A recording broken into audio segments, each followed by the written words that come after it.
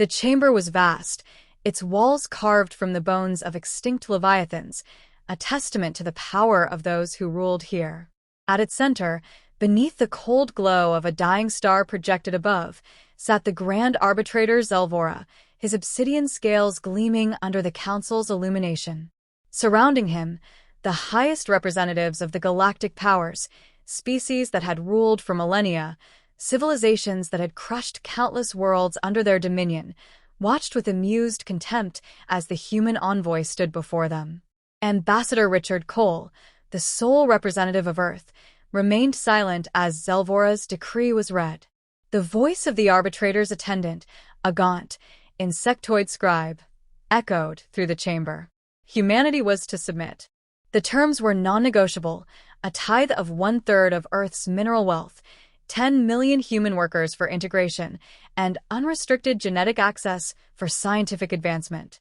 Resistance, as history had proven with lesser species, would only lead to extermination. There was no outcry, no protest from the human ambassador.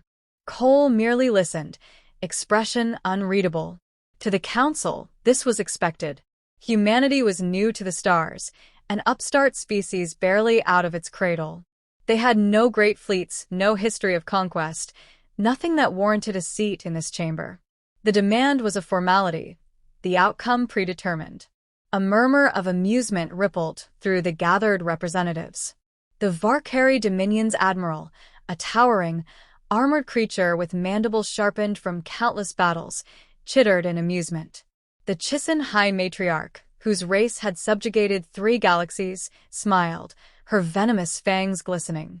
Even the ancient Vortian, whose kind had ruled since the dawn of this era, remained indifferent, their bioluminescent forms shifting in synchronized boredom. Zelvora leaned forward, his voice thick with condescension. "Human, do you understand the gravity of what is being asked?"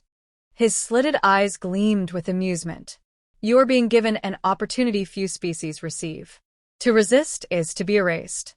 Speak your answer." Cole finally moved.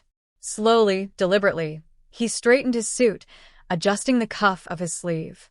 When he spoke, his voice was calm, almost conversational. "You misunderstand something, arbitrator." He clasped his hands behind his back. "Humanity does not pay tribute." Silence. A pause, just long enough for uncertainty to creep into the chamber. Then, the first laugh, a guttural, rasping sound from the Thralic warlord, whose people had wiped entire systems from existence. It was followed by another, then another, until the chamber rumbled with mocking amusement. Zelvora's lips curled in a reptilian grin. A bold claim for a species so insignificant. Cole met his gaze, unflinching. Insignificant. He let the word hang. "That's where you're wrong." His voice didn't rise, didn't waver. It remained steady, unwavering. "You assume we are weak, because we are new, because we lack the history of conquest that you do. You believe we will kneel, because every species before us has—" He took a step forward. "But here's the thing about humans." Another step. "We don't bow." His voice hardened. "We don't kneel. We don't surrender." Zelvora's grin faded. "You cannot be serious." Cole's expression was unreadable. "If you think we'll break, then try us." His next words cut through the silence like a blade. "If war is your only language, then allow me to be clear." His eyes, cold as the void, met the Grand Arbitrator's unblinking stare. "Humanity accepts." Laughter still echoed through the chamber, but it was different now, strained, uncertain. The initial amusement at humanity's defiance had faded, replaced by something colder. Disbelief. The Chisin matriarch leaned forward, her voice smooth and predatory. "You speak as if you have a choice." Her violet eyes gleamed in the dim light. "You do not." Cole's expression remained impassive. "And yet, here I stand, saying no." The Varkari admiral let out a low, guttural growl. "Your species is small. Your fleets are insignificant. Your colonies are undefended." His mandibles clicked in disdain. "You have nothing." Cole didn't react. Instead, he pulled a small device from his pocket, placed it on the table before him, and activated it. A holographic projection flickered to life. Data, reports, movements of ships, deployments. The council members leaned in, some in curiosity, others in irritation. Then they saw the numbers. Zelvora's eyes narrowed. What is this? Cole's voice remained even. Your fleets. Your supply chains. Your weaknesses. He gestured toward the display. We've been watching. Studying. Murmurs rippled through the chamber. The Vortian emissary shifted, his bioluminescence flickering in agitation. Impossible. You could not have gathered this intelligence. Cole tilted his head slightly. That's what you fail to understand about us. You see a young species. You see inexperience. His voice lowered, carrying an edge of quiet steel. We see opportunity. The murmurs turned into something else. Concern. The Chisin matriarch's smile thinned, her claws tapping the armrest of her throne. A bluff. Cole's gaze didn't waver. Try us. Zelvora's tail flicked in irritation. Enough. His voice rumbled like distant thunder. You believe yourselves capable of defying us? Then so be it. He leaned forward, talons digging into the table. The vote stands. The council decrees war upon humanity. A surge of approval rippled through the chamber. Growls, clicks, hisses of agreement. The decision was made. Humanity would burn. Cole exhaled slowly, as if he had expected nothing less. Then we are done here. He deactivated the device, slipping it back into his pocket. His voice carried no anger, no fear. Only certainty. You assume this will be like every other war. You assume we will fight like every species before us. He took a step back. You're wrong. Zelvora bared his fangs. You will regret this. Cole met his gaze one final time, then turned and walked toward the exit. As he reached the threshold, he spoke without turning back. His words were calm, final. You have no idea what you've just started. The first wave arrived within days, an armada of 1,000 warships, each one a monument to the Galactic Council's centuries of dominance. They moved with absolute confidence, their formation flawless, their weapons primed for swift and total annihilation. The Sol system was to be the first and only battlefield. Humanity would not be granted the dignity of prolonged resistance. This was to be an execution. They found silence. No defensive fleets met them, no planetary shields activated, no desperate transmissions begged for mercy. Earth and its colonies simply waited. It was almost insulting. The Varkari admiral, commanding the fleet, sneered at the simplicity of it. They would begin with Mars, strip it bare, then move on to Earth. The order was given. The invasion began. Then everything went dark. The first sign was the loss of communications. Entire squadrons vanished from the fleet's network, their transmissions cut mid-sentence. Instruments flickered, then failed entirely. Artificial gravity destabilized, engines stuttered. Within moments, the most advanced fleet in the galaxy was adrift. Humanity had struck first. Electromagnetic pulses, precise and overwhelming, cascaded through the invading fleet. Human scientists had spent decades studying alien technology, learning its weaknesses, exploiting its dependencies. Now, the enemy's own reliance on superior systems had become their downfall. Panic spread. Some ships attempted to reboot, others switched to manual operations.